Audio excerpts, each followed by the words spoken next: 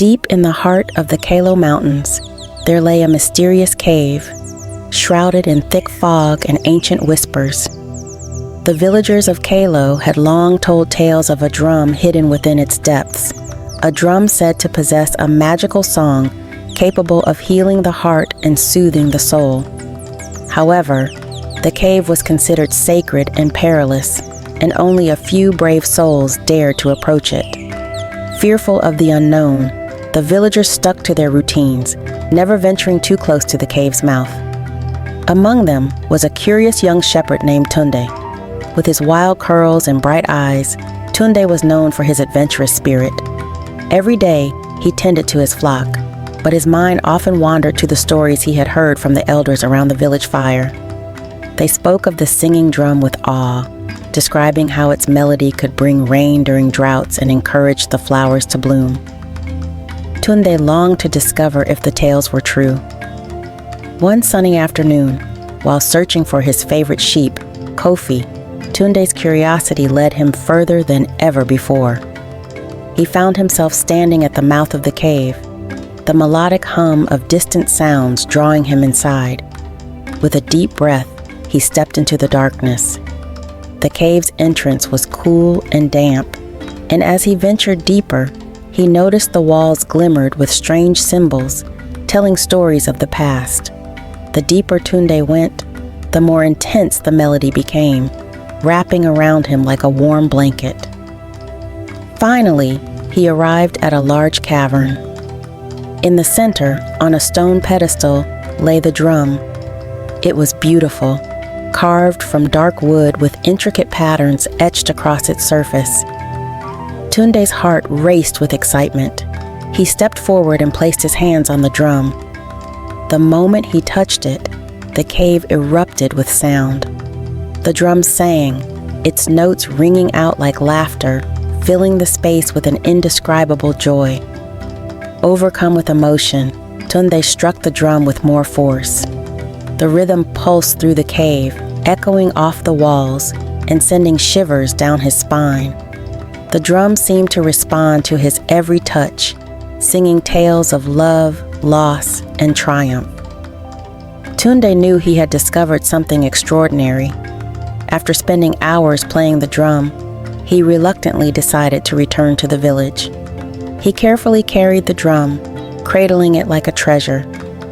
As he walked back, he couldn't help but feel a connection to the instrument, a bond forged in music and magic. When Tunde reached Kalo village, he ran straight to the town square, where the villagers were gathered. Word of his discovery spread quickly. Excitement rippled through the crowd as he placed the drum on the ground. "Listen," he shouted, and with a mixture of eagerness and nervousness, he struck the drum again. To the villagers' amazement, the drum filled the air with its enchanting song.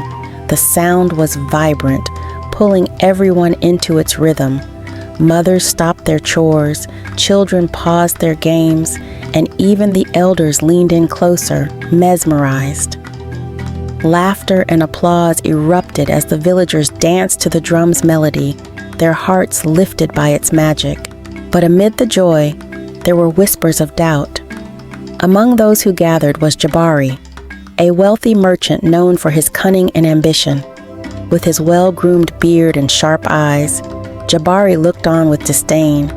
He had always envied the humble shepherd and was particularly frustrated that such power had fallen into the hands of someone he deemed unworthy.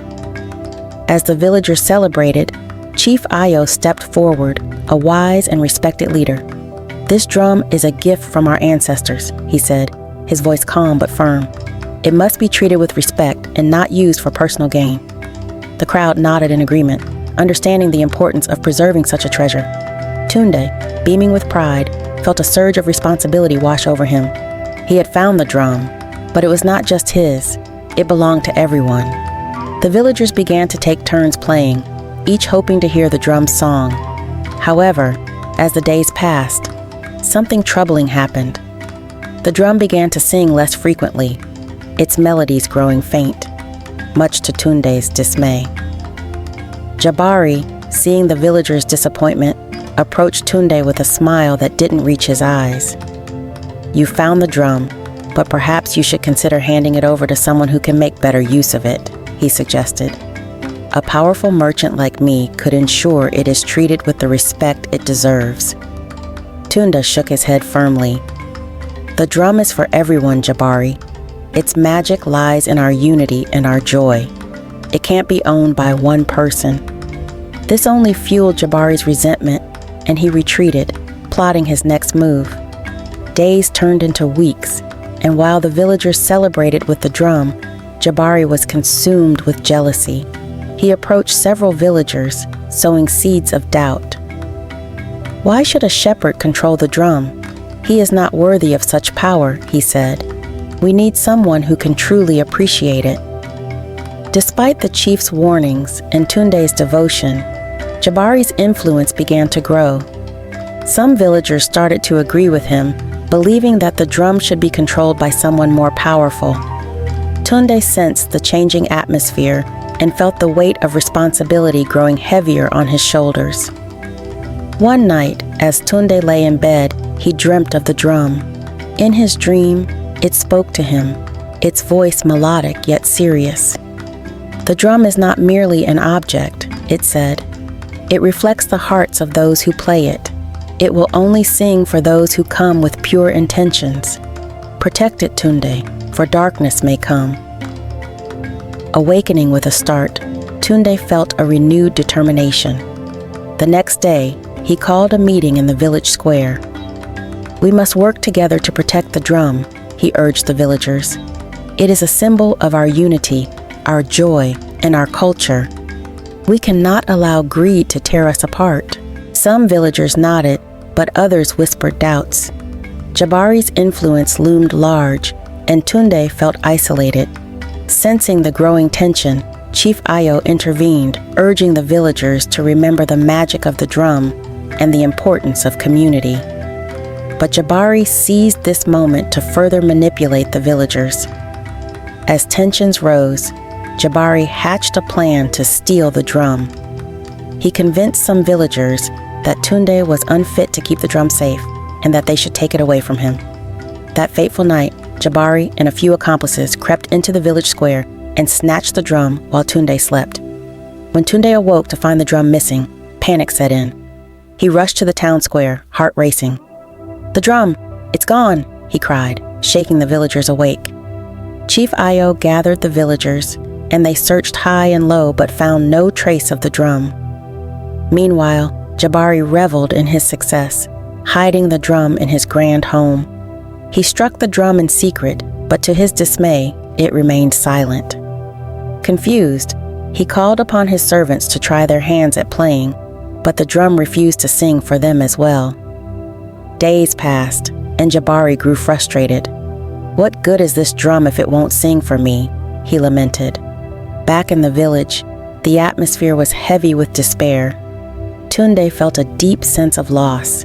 The villagers had begun to turn against each other, with some blaming Tunde for the drum's absence. "If only you hadn't found it," they said, anger and frustration boiling over. Tunde, heartbroken, knew he had to find a way to retrieve the drum. One night, he sat by the riverbank, reflecting on the drum and the lessons it had taught him. Suddenly, he remembered the wise words of the drum in his dream. "Protect it, Tunde." He realized that the key to unlocking its magic was not in possessing it, but in believing in its power and in the unity of the village. With newfound resolve, Tunde sought out the village wise woman, Mama Efe. Known for her deep understanding of the ancient stories and her connection to the spirit world, she listened intently as Tunde shared his worries. Mama Efe nodded sagely, stroking her gray hair. "The drum's magic lies in the hearts of those who listen to it. If you wish to bring it back, you must gather the villagers and remind them of the drum's true purpose." Tunde returned to the village, gathering the people once more. "I understand that you are angry and feel lost without the drum," he began, his voice steady yet filled with emotion. "But we cannot let greed tear us apart. The drum's song is a part of each of us, a symbol of our unity.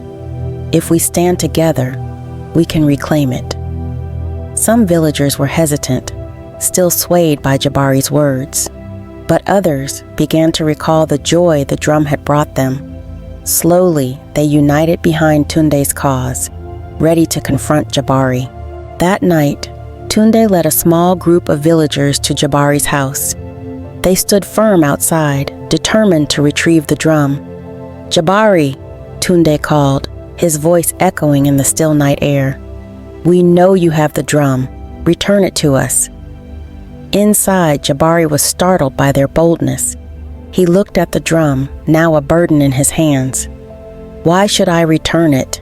he shouted back, a tinge of fear creeping into his voice. "I found it, and it is mine now." Tunde took a deep breath, his heart pounding.